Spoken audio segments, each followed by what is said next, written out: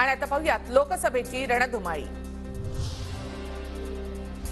केसरकरांनी सावंतवाडीमधून निवडून येऊन दाखवावं, राऊतांचं आव्हान।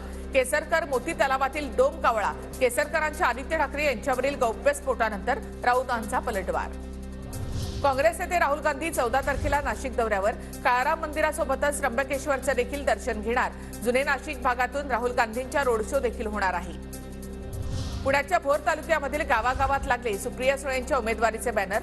उमेदवारी जाहीर होण्याआधीच बॅनर, पक्षाचं चिन्ह नागरिकांपर्यंत पोहोचवण्याचा प्रयत्न। बारामती मतदारसंघात सुनेत्रा पवार यांच्या उपस्थितीमध्ये भव्य महिला मेळाव्याचं आयोजन। राष्ट्रवादीच्या विकास कामांची आणि महिलांसाठी असणाऱ्या योजनांची सुनेत्रा पवार यांच्याकडून माहिती।